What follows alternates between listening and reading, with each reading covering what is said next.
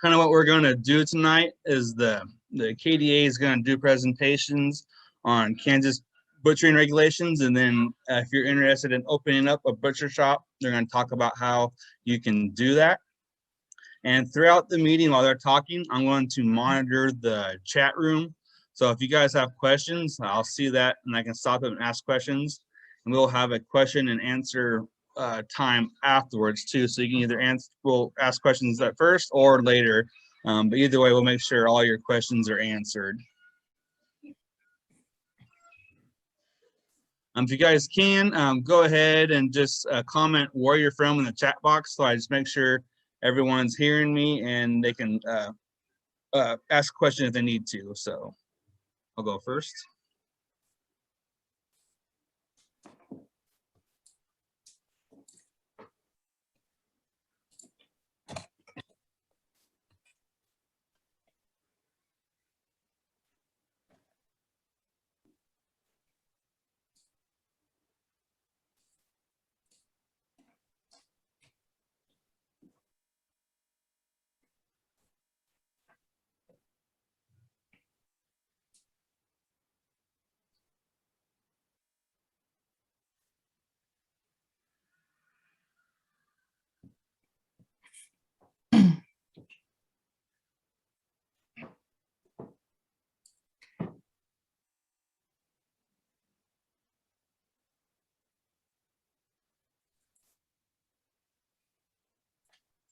I see you're always watching from a little ways away. Glad to have you here.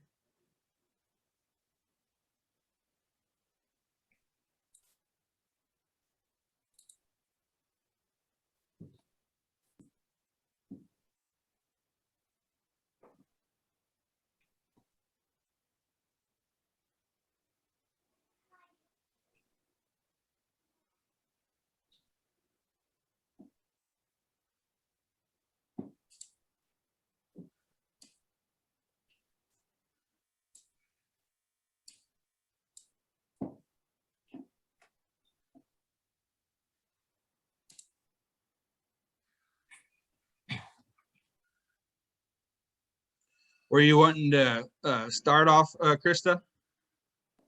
Yeah, just whenever you're ready. Okay, I'll probably give it another minute or so.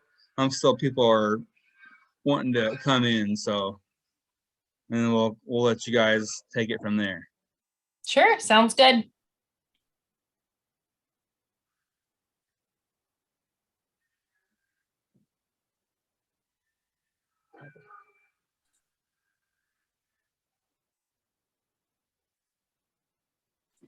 Can you guys hear the TV in the background?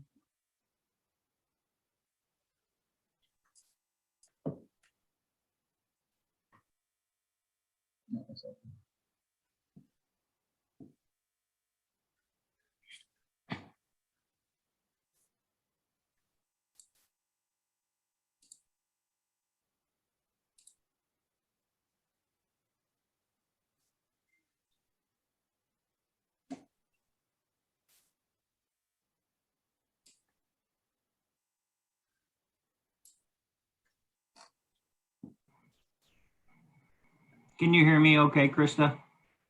Yes, I can. Awesome. Is that David? Yes, sir, that's me. All right, glad to have you here. I can hear you loud and clear also. All right, just wanted to make sure. I'm kind of remoting in here from southeast Kansas, so I wanted to make sure that this thing was working. I'm used to doing this from my office. I'm glad your internet service is good. Probably better here than it is at home, so. Well, that's a perk, I guess.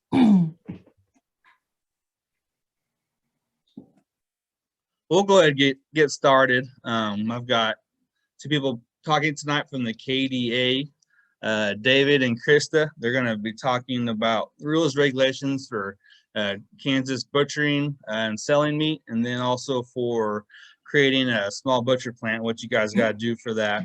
So if you guys got questions, I'll watch the chat box and we'll have a question and answer part afterwards also. So I'll mute myself and I'll take some notes and listen. Enjoy the presentation. Awesome. Thank you. Let's see. Can you guys see? What are you guys looking at? Can you guys see a PowerPoint presentation? Yes, I see it. Okay. Awesome. I've got a few screens here, so I want to make sure I'm giving you guys the right one. So like Ryan said, my name is Krista Moore. I am the office manager for our meat and poultry inspection program. And then we also have David Stulzatz, who's one of the 2 compliance officers here in the state of Kansas. And what we're going to do is we're going to tell you guys a little bit about our program about what we do. And then we are going to go into kind of the requirements for starting a slaughter or processing facility. And there's a lot that it entails. So we are just going to touch the tip of the iceberg. And then we're going to give you some resources. If it is something that you want to pursue, we'll give you some resources and kind of tell you how to start that process. And then Dave's going to talk to you a little bit about wholesaling or direct consumer sales for meat products. So to get started, a little bit about our state program. Our program is full of 2 sections. We've got our compliance section, which reviews the wholesalers, they investigate consumer complaints, and then they ultimately protect against economic fraud. There's 2 compliance officers in the whole state of Kansas that do that. Whereas on the other side, we have our inspection personnel who are in all of the inspected locker plants every single day. And they provide that on-site inspection of both the slaughter and the processing of the animals. And so it is a little bit different between a state inspected facility and a USDA inspected facility.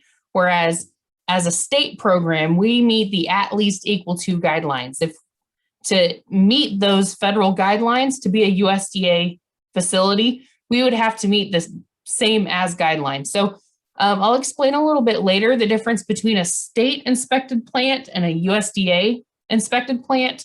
But the bottom line is there's a little bit of difference. There's a lot more requirements that the USDA has to have if you want to start and run a USDA facility. But we'll talk about that here in a minute.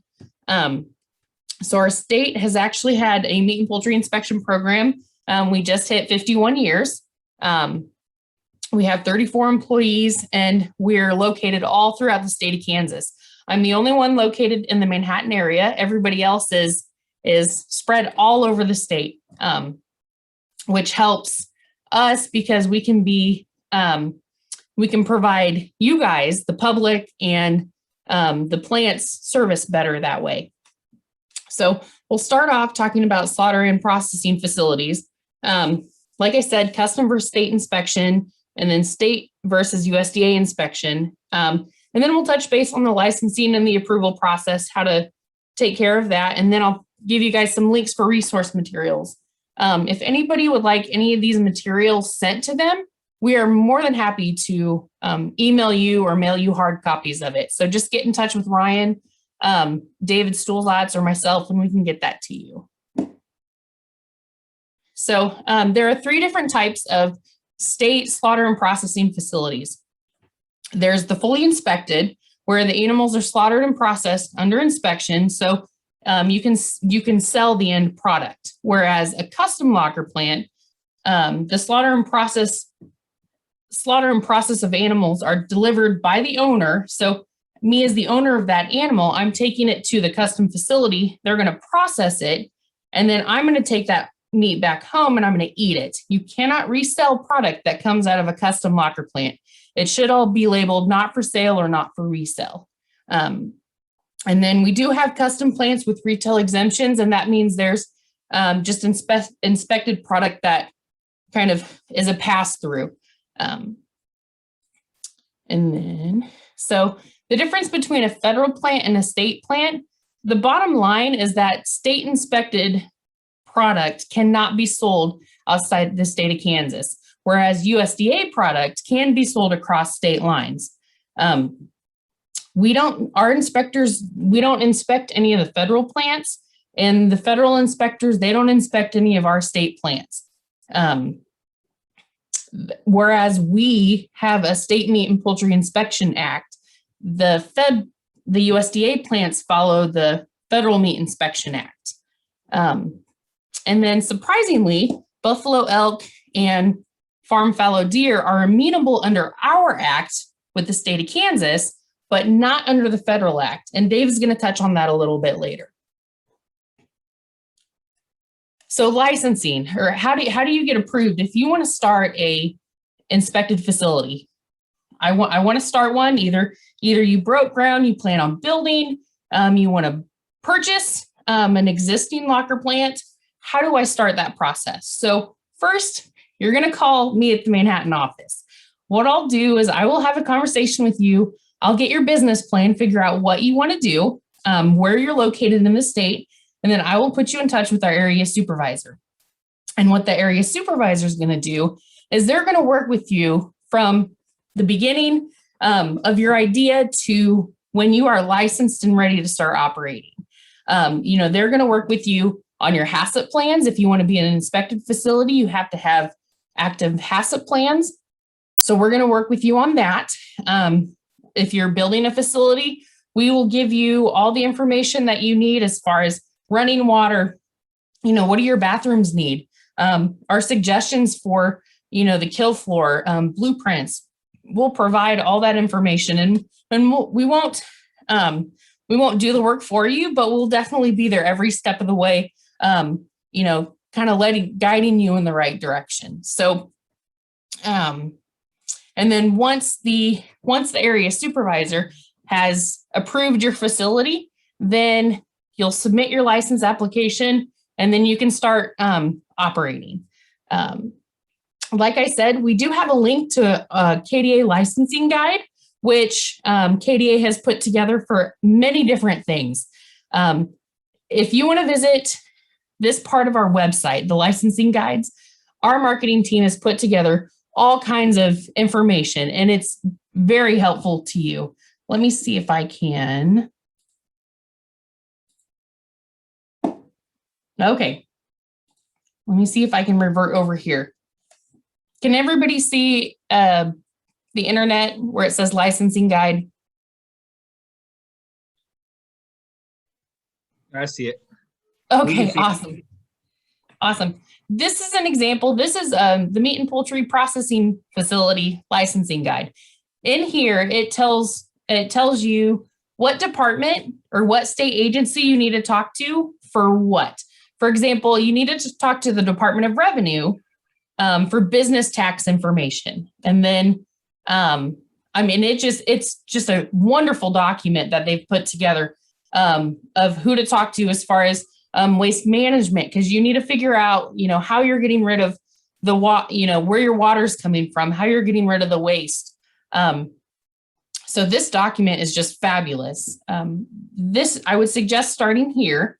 And then we do have a new facility packet that we have printed out. We can either mail you a copy of it or we can email you a copy of it.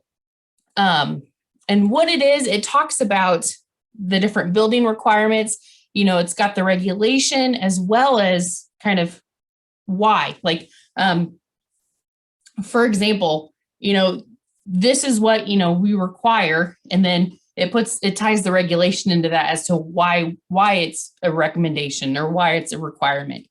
We also have a list of available HACCP coordinators. And it's just a handbook full of awesome information. So if anybody is interested in that, definitely don't hesitate to reach out and we can get you a copy of that. All of these items are on our website, which I'll talk about at the very end.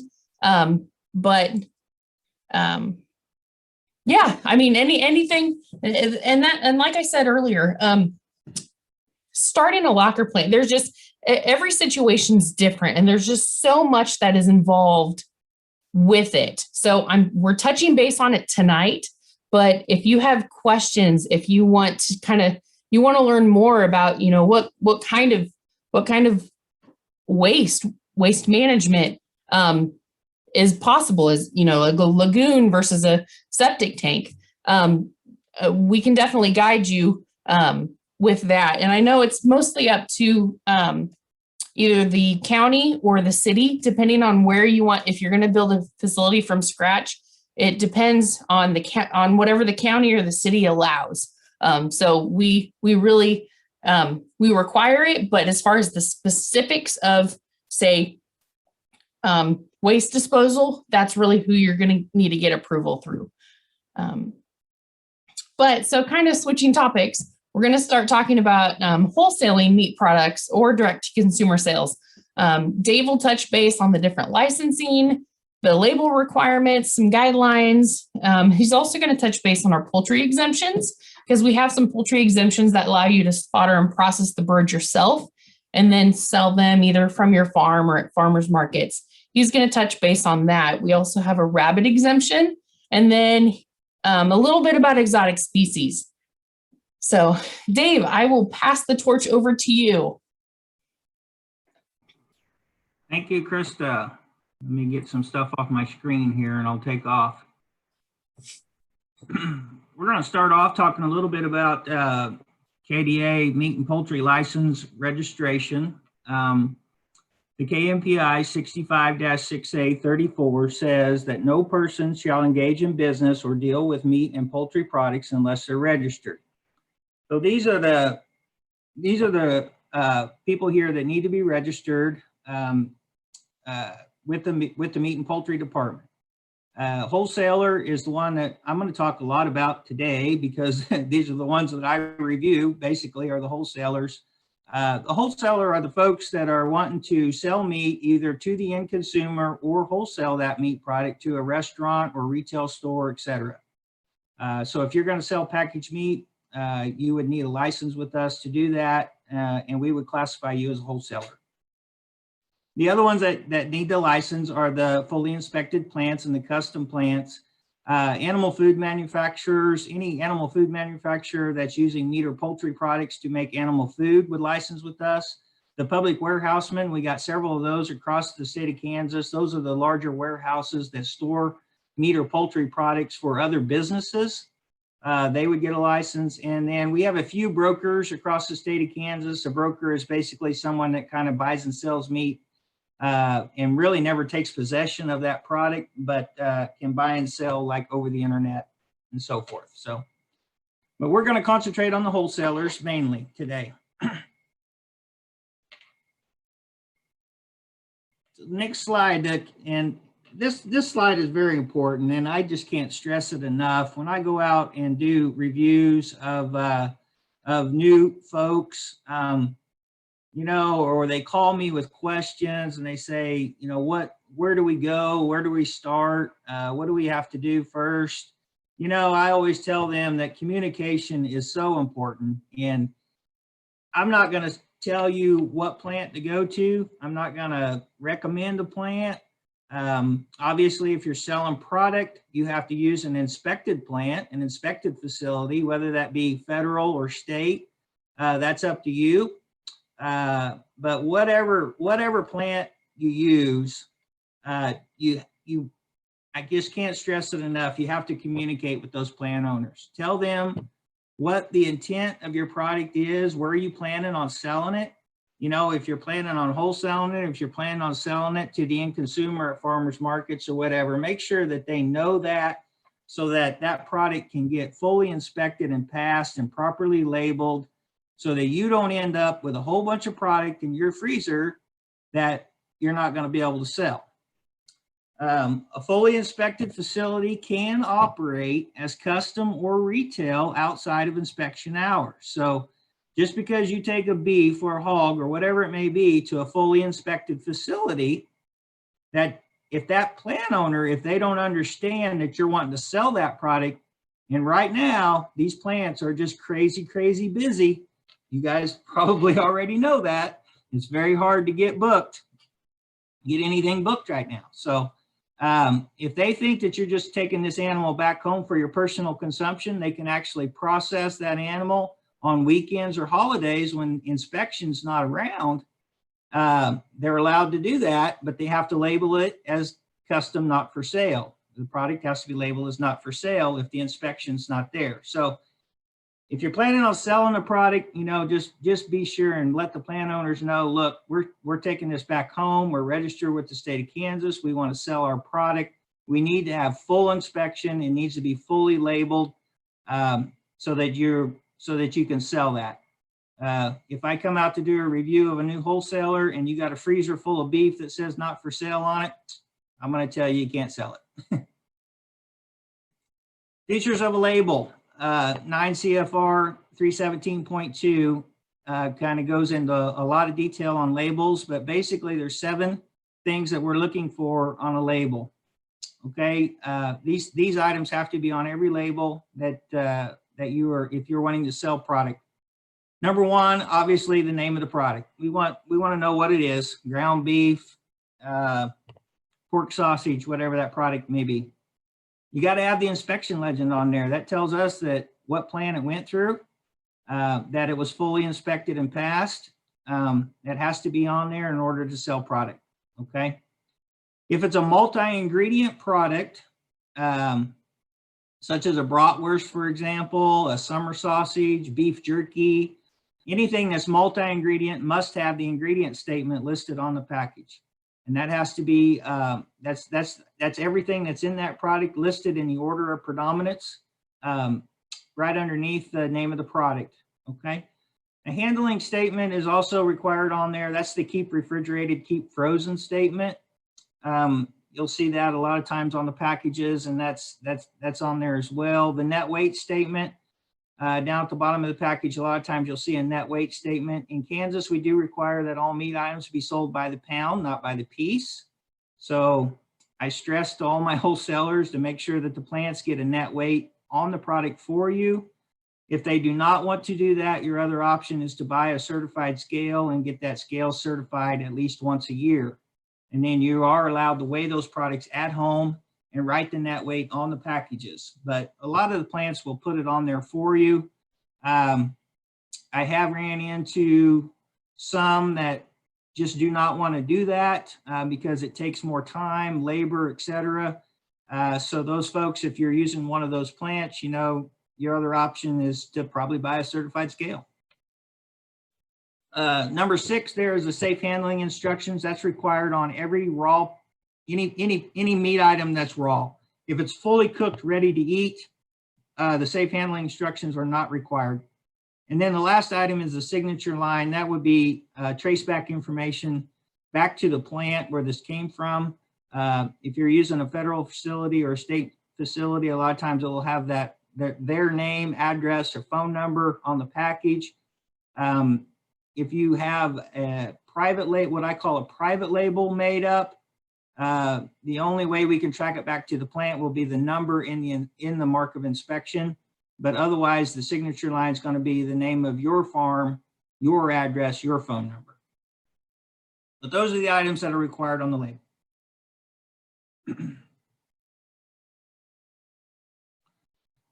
When a license is required, if you are selling any prepackaged meat and or poultry products by the piece, you are required to have a license.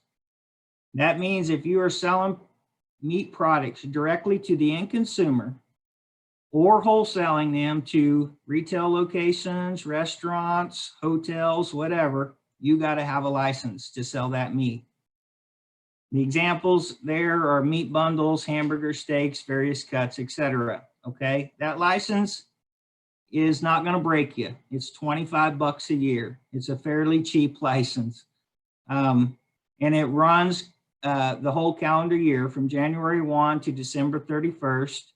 I think usually in November or December of every year, Krista mails out renewal packets to kind of remind all the wholesalers, hey, it's time to renew your license, fill out your form, mail in your check, call with your credit card or whatever it may be to get your license renewed for the next year. But this last year and a half has just been crazy. And believe me, we have all kinds of new wholesalers that have registered with us. And I expect that we're going to get more because a lot of people wanted to start selling meat. When is a license not required? If you're selling a live animal on the hoof, and that means either the whole animal, half the animal, or a quarter of the animal to the end consumer, and you sell that animal prior to taking it to the locker plant, you do not have to get a license. So if I have a beef and I want to split that beef, I have two buyers, and those two buyers each want a half. When I take that beef to the locker plant, I can say half of this beef goes to this person and the other half goes to this person. You give that locker plant the names. They will slaughter and process it. They will slaughter and process that beef for those two individuals and put their names on those halves. That would not require you to have a license. If the buyer of the animal can then go pick up their meat directly from the plant, or you as a seller can deliver the finished product directly to the plant, or I'm sorry, directly from the plant to the buyer. It doesn't matter as long as it ends up in those people's hands for their personal use. Okay, so you're not really selling packaged meat, you're selling the animal prior to taking it to the plant. Let's run over some wholesale guidelines. Basically, number one, you have to register, as we already talked about, you have to register with the meat and poultry department as a wholesaler. If you are dealing in boxed product, that product cannot be opened to sell a single packaged item unless all the individual products have a complete label. Once in a while, we will run across what I call institutional packs. It'll be like a whole bunch of packages of product in a box, and it was packed for either a restaurant or a retail store, but every single package may not be fully labeled on the inside. There's just a label on the outside of the box. So those are really destined to be sold by the entire box, not by the piece inside. All the product that you're selling must be either USDA or KDA inspected and passed. If you're using a KDA inspected facility, that product has to be sold within the state of Kansas. You cannot sell it outside of the state of Kansas. You can't go across state lines. You can sell it HRI accounts, what I call HRI, which would be hotel, restaurant, institutional accounts. Other applicable requirements by local, county, and state agencies will have to be fulfilled. So depending on where you live, your city may require you to have a separate license to sell from their city or your county. All we require is that you have a KDA wholesale license with us. Also, the facilities must be kept in a sanitary manner. Proper rodent and insect control program should be in place. If I come out to do a review of your facility and you're storing product, let's say in a freezer, in your garage, and it's a filthy mess, and there's mouse droppings on top of the freezer or rats running through the garage, I'm probably gonna say something about it. So I'm probably gonna have to get that taken care of, okay? Maintain proper temperatures in the coolers and freezers. That's pretty much a given, isn't it? If it's frozen product, keep it frozen. If it's fresh product, it shouldn't exceed 37 degrees. I don't hardly ever run into anybody selling fresh product. I'm not saying that you can't do it, but sometimes it's just not feasible because, you know, the shelf life of that's just not going to be very long, and almost everything that we run into is frozen product. Product being transported must be kept frozen, obviously. If you're transporting fresh product, like let's say directly from the plant to a restaurant, for example, you have to keep it cold. Keep appropriate records associated with the business. So if there's ever any questions about, you know, where your beef went to get slaughtered and processed, you know, keep those receipts, keep those invoices. It's always a great idea to keep temperature records. If you're storing product in a walk-in freezer at your house or chest freezers in your house, I always like to see it when folks have thermometers in those freezers. If they're, you know, I'm not going to say you have to monitor it every day, but it's a great idea.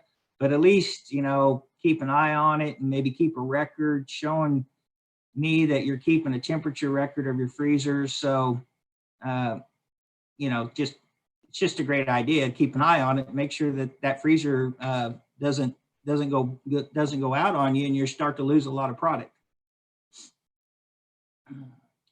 Okay, we're going to switch gears a little bit and get into some poultry exemptions. Selling poultry to the end consumers. I get a lot of calls, a lot of questions about folks wanting to do poultry. I will tell you that in Kansas, unfortunately, we do not have a lot of inspected poultry facilities. There are 3 inspected facilities in the state of Kansas. Anco Processing in Garnett, Crable's in McPherson, and Phil's Farm in Hutchinson are the only 3 inspected poultry plants in the state of Kansas. And they're all 3 federally inspected plants. So if you are, let's say you only do a few birds, raise a few birds on your farm, or you're wanting to sell a few birds and you don't want to drive halfway across the state to get to one of these federally inspected plants to do a few birds, you may say, well, what do I got to do my own birds? So the first exemption I'm going to talk about is the 1,000 bird exemption. So what does that mean? It means exactly what it says. You can slaughter and process up to 1,000 birds in a year under this exemption. Here are the requirements and the bullet points there below that. Number 1, you have to slaughter birds of your own raising. Okay, you can't go, these are birds that you raise on your farm and you can slaughter them. You can't go out and buy birds, for example, and slaughter those. You can't go out and do birds for anybody else. These are the birds of your own raising. Number 2 is the kicker, and this is what kind of throws this one out a lot for a lot of folks, and it's because under the 1,000 bird exemption, you have to sell them from the farm. There's no restriction on who you sell them to, but you have to sell them from the farm. You can't take them to a farmer's market. You can't sell these birds to a retail store. You can't sell these birds to a restaurant. You can't even, they got to come, those folks have to come to your farm to purchase these birds. That's kind of throws a kink in a lot of people's plans, because, you know, what I hear a lot is, well, we're already going to the farmers markets. We want to take our poultry with us to the farmers market and sell them. So what I tell them is, you know, well, then you're going to have to go for the 20,000, which we're going to talk about here in just a second. But basically under the 1,000, that's the deal. You sell them from the farm only. The poultry that the grower does not engage in buying or selling poultry products other than those produced from poultry raised on his or her farm. We already covered that. The slaughter or processing is not done at a facility used for slaughter or processing poultry by another person.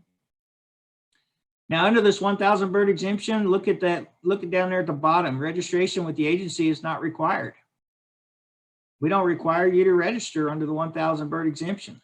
So you're kind of flying under the radar. And also there's no labeling requirements. I always tell folks that just because you're operating, you know, without a registration and you're not going to get an inspection, you know, be careful. I mean, you should do the birds in a sanitary manner to preclude adulteration and so forth. The next one we're going to talk about is the 20,000 bird exemption. And this is the one that a lot of folks choose to go with. And not because they're getting close to 20,000 birds, because most of them don't do over 1,000 birds in a year. But they choose to go with this one because this one allows them to, it kind of opens up the market a little bit more for them, allows them to sell the birds at locations other than from the farm only. So the grower slaughters and processes on his or her own premises no more than 20,000 birds. The grower sells in a calendar year only poultry or poultry products that he or she prepared according to the criteria for the 20,000 bird exemption. So he or she may not buy or sell poultry products prepared under another exemption in the same calendar year. We're only going to allow you to run one exemption in a year. So you can't switch gears in the middle of the year and decide, well, I'm going to go from the 1,000 to the 20,000. Nope, that ain't going to work. You pick which one you want to go with and you run with that one for the whole year. The poultry products distributed solely by the grower and only within the state. So even under the 20,000 bird exemption, you can't sell these products outside of the state of Kansas. They have to stay within the state of Kansas. Poultry is healthy when slaughtered, obviously. We don't want to get anybody sick, so make sure the birds are healthy when you slaughter them. Slaughter and processing at the producer-grower's premises are conducted using sanitary standards, practices, and procedures that produce poultry that are sound, clean, and fit for use as human food, not adulterated. That's pretty much common sense too. We want healthy birds. We want them to be clean and not adulterated for people to eat. The producer only distributes poultry products he or she produced under this exemption, and the facility used to slaughter or process the poultry is not used to slaughter or process another person's poultry. The 20,000 bird exemption is for the producer or grower for their own birds only. You can't do anybody else's birds for them in this facility. It's for the facility that you build on your farm is for your use for your birds. And I'm just going to touch a little bit on that, because when people call me and they say, what do we need to do? What do I got to do to qualify for this 20,000 bird exemption? Well, number one, you got to have a facility. We're not going to allow you to do these birds in the front yard underneath the shade tree. So you need to either have a facility that you have renovated or built from ground up, or maybe took an old milk barn and renovated it into your slaughter processing facility for your birds, what have you. But it should have smooth and impervious walls, easily cleanable. You should have hot and cold running water in this facility so that you can wash the birds and do them in a sanitary manner, wash your equipment. We need to have approved equipment in there and so forth. So the 20,000 bird exemption, it kind of opens the doors for where you can sell the birds. You can take them to farmers markets. You can even sell them to retail stores and restaurants, but you do have to register with us to do it. And you will get an inspection of your facility on your farm where you're doing the birds at. The last thing there is the shipping containers, and they must bear the producer's name, the producer's address, and they have to have the statement on there that says exempt PL 90-492. That is the federal exemption number for the 20,000 bird exemption. Okay. All right, let's touch real quick on rabbits. I don't get a whole lot of calls on this, but once in a while, I will get a question or call about somebody that raises their own rabbits, and they want to sell rabbit meat. So can I slaughter and process some rabbits without inspection? The answer to that is yes. KAR 416-3AD allows a person to slaughter or process 250 rabbits a year without inspection. So this is kind of like the 1,000 bird poultry exemption in the fact that we don't require you to register with us to do 250 rabbits. No registration is required. The only time you would see a compliance officer would be if on a complaint. Basically, inspection will take place on a complaint basis only. So these are rabbits that you must raise yourself on your farm. You cannot engage in the business of buying or selling rabbits. In the sale of rabbit meat, the rabbits are for distribution directly to the end consumer from the owner's own premises. So you can't sell these rabbits to a retail store or restaurant. They're for sale to the end consumer only from your own premises. And obviously, only healthy rabbits may be slaughtered to preclude adulteration of the finished product. Sanitation and adulteration requirements of the KMPIA apply to the slaughter and processing rabbits under the exemption. So just because you're not registered with us and you may not get an annual inspection, still don't want to get anybody sick. You don't want to get a complaint turned in on you. And God forbid, you don't want to get a lawsuit on your hands. So make sure that the rabbits are healthy, make sure you're doing them in a sanitary manner, maintain proper temperatures in your freezers and coolers. Obviously keep, frozen product should stay frozen, fresh product should stay cold. If your operation does not meet the exemption requirements, contact our office to discuss the requirements for inspection. I will tell you,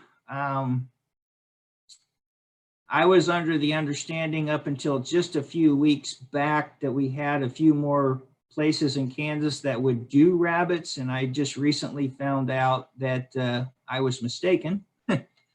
Right now, the only federally inspected plants that I know of in Kansas that do rabbits is Crable's in McPherson and Phil's Farm in Hutchison. And I'm not real sure how much longer they're even going to do them, because we'll see.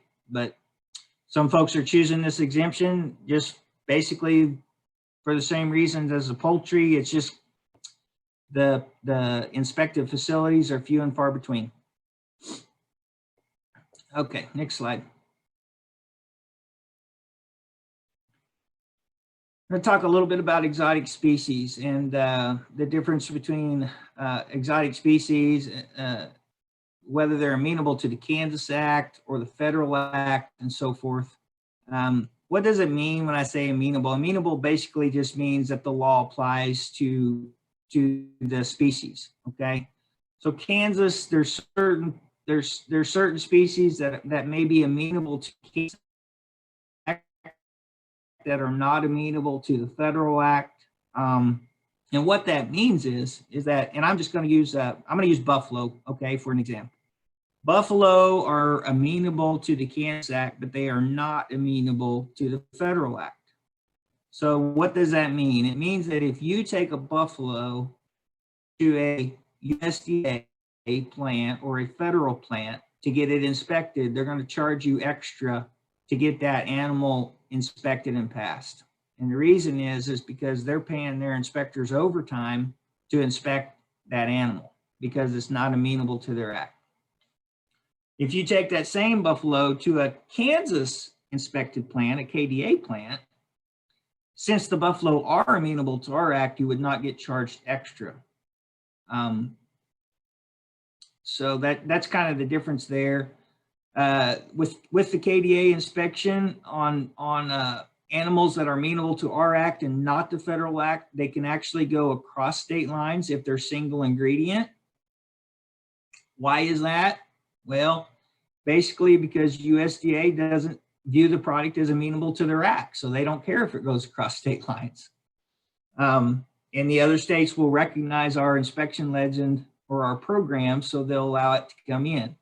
I have seen inspected buffalo come into Kansas from other states with the state legend on it, and that is fine as long as it's single ingredient product. Another example down there at the bottom, you see that that last bullet point says Georgia State inspected quail. There are some stores that you will find Georgia State inspected quail in. And the reason is because in Georgia, obviously, they have included quail into their inspection act. So they are finding quail, they made quail amenable to their act. So they can do them under state inspection in Georgia, and because they're not amenable to the Federal Act, they can ship those quail across state lines to other states for resale. I already touched on bison a little bit, but we're going to talk about it a little bit again here. Basically, this is just an extension of the exotic species, but it's specifically toward bison. But USDA inspected bison usually have beef or pork added to them as multi-ingredient products. The examples would be like summer sausage and jerky. And the reason they do this at a federal plant is a lot of times they will add like either 2% cooked beef or pork to that item or 3% raw to it. And they do that in order to make it amenable to their act. If they make it amenable to their act, they can put the mark of inspection on the product and and without charging the consumer a whole lot extra to get the product slaughtered and processed, etc. So, and also FDA can regulate some exotic species. Once in a while, we'll run into exotics like llama or yak. Those are actually regulated by the Food and Drug Administration. There are some plants in Kansas that are registered with the Bioterrorism Act, and if they are registered with that act, they can get FDA inspection to do those animals under FDA. So it says who does the FDA inspections in Kansas? Well, it's not our department. It's the Department of Agriculture, but it's actually the Food Safety and Lodging Program that have the credentials, and they will go in and do an inspection at the FDA registered facilities.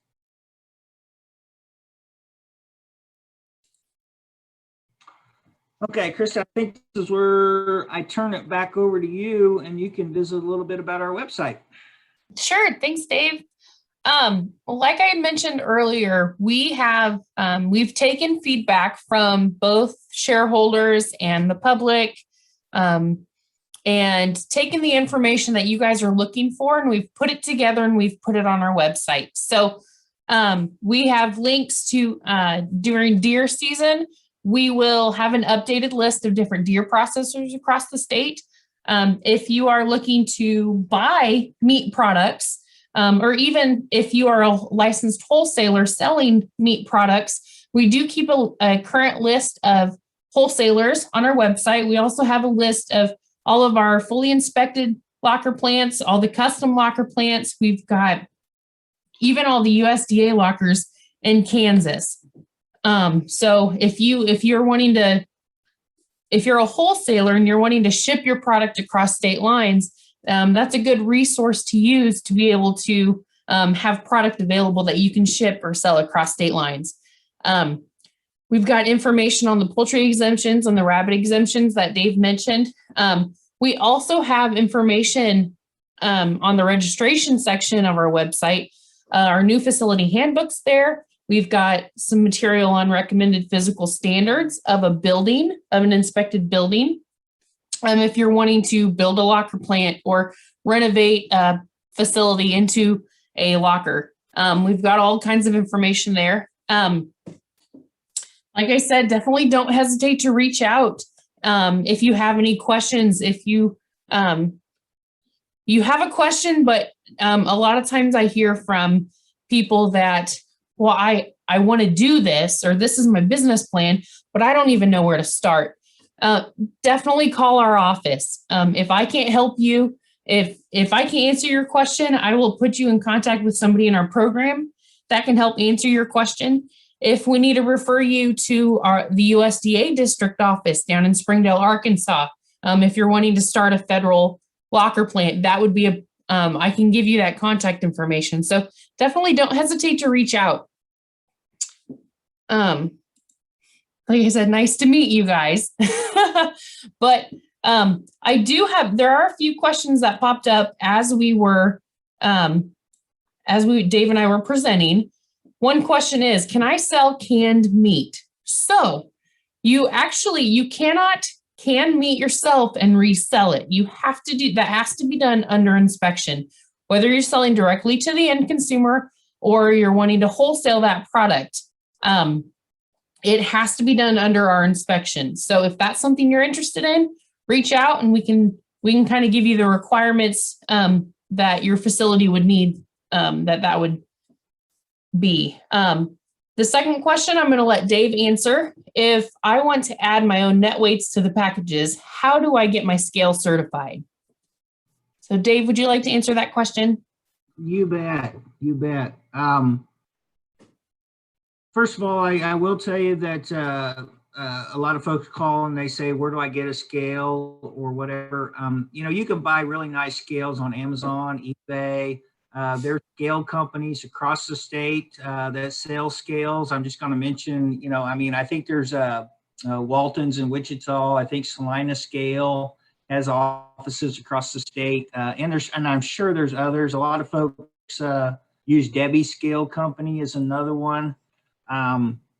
if you want to purchase a scale, I suggest don't get the very cheapest one out there, because one, it's probably not going to be certifiable. But from some of the scales that I see going out doing inspections, they're really nice scales. And I kind of ask, where'd you get it or how much you spend on it? A lot of them are between 100 and 150 bucks. And the scale, and when you get that, you will have to get it certified, whether you take that to a scale company, whether it be Debbie Scale Company, Salina Scale Company, Walton's, whoever certifies scales in your area. You can take that to them and they can certify it there, or you can even get it set up to where they come right to your farm and certify it for you once a year. So there's I don't know, Krista, I don't know if we have a list of the different scale companies on our website. I think I have, a lot of times when people ask me, I kind of mentioned some of them already, but those are the more popular ones that I hear about a lot. The Weights and Measures program is a program that you can contact, and they can also hook you up with, maybe the closest company in your area to take it to, or and get it certified. So, and it kind of just really depends on what area of the state you're at, where to take it to. I know this last year we didn't do the farmers markets workshops, but in past years, a lot of times if you sign up for one of the farmers markets workshop, you pay a fee to come to the workshop all day, and then you get a lunch out of the deal, and you get to listen to some speakers, and then they will offer free scale certification at those workshops. So it's really a great deal, because the scale certification alone pays for the whole day if you get a free scale certification. So that's something to keep in mind as well. Yep. And Dave, so Dana Ladner is here with us, and she has been popping website links into the chat box all evening. So thank you, Dana, for doing that. And she also, the link she just put on is a link to our Weights and Measures program, the KDA Weights and Measures program. And I think there might be a list of scale companies or some information there. So definitely don't hesitate to save that email address, or save that web link. Yeah, there you go. Thank you. Yep, I'm sure it is. Let's see. So Ryan had a question. Can you sell meat out of a personal freezer? Are you meaning like a freezer, or an upright or a chest freezer from your home, like in your garage, in your basement? Like a freezer, does it have to be designated just for meat for sale, or can it be, you have to make sure that it's not mixed up with meat that's for your family or something like that? It's kind of what I was aiming at. Yeah, I can answer that question. Sure. It has to be a designated freezer for the meat that you're selling. Now, when I come out to do an inspection of a wholesaler, I don't want to open up the freezer and see, ground beef and steaks and everything mixed in there with green beans from the garden and everything else, that you grew, whatever. So yes, to answer your question, it needs to be separated. Now, do you have to have a whole separate freezer? No, not necessarily. I have done inspections that maybe they have one big giant chest freezer, and they used a divider down the middle, and they said, over here is the ground beef, for example, from the locker plant that we are selling on the left side, and everything over here on the right side is our personal product. And I am okay with that, as long as they keep it separated with some type of divider in the freezer. Most of the time, though, you will see folks that have 2 or 3 freezers, and they will tell me, these are the 2 freezers that we're selling from. That one over there is our personal freezer for our personal product. And, that's probably the best way to go, honestly, Ryan. I did want to touch base. We do have our program is in the is in the process of helping out. We have a bunch of different locker plants throughout the state, whether it's custom or in a state inspected locker plant or a USDA inspected locker plant. There are a lot of facilities and businesses in the process of either being built, being renovated, or working on HACCP plans to come under inspection. So I know right now a lot of our locker plants are absolutely booked. I mean, if you want to get an animal in, it could be a month, it could be 12 months before you can get an appointment. So I just want to let you guys know that we're working on a bunch of different with a bunch of different facilities right now of the different levels of the 3 different levels: custom, state inspected, and USDA. So hopefully within the next, even 4 to 6 months, there's some new facilities out there that you can take your animals to. And I know it's going to be updated on our website. Our website's updated. As soon as information changes, we'll update it on our website. So definitely be on the lookout for that if that's something you're interested in. But I do not have any more questions in the chat. Does anybody have any questions that Dave and I can answer that we haven't already touched base on? If you don't have any questions, you guys can always get a hold of me or contact them directly. But I'd like to thank you for coming out tonight, and we'll also have a follow-up tomorrow afternoon on kind of the meat science part from the KSU Meat Lab. So if there's any more questions, we can still answer them. If not, hopefully we can see you guys tomorrow. And this is recorded, so you're welcome to come back and listen to this anytime. I will post it on my website, and we'll also send it out to Krista and them if they want to post it anywhere else. So once again, I'll wait a little bit more for more questions, and if not, thank you guys for attending. And Ryan, we really appreciate you guys having us here tonight. Oh, it was my pleasure. I love that presentation. That's really good. You bet. And if anybody's got any questions at all, don't hesitate. Like Krista said, don't hesitate to give the office a call. Give me a call. You know, I field a lot of questions throughout the week. I know Krista does too. So we will, if we don't have the answer, we will find it for you. I guarantee you we can do that.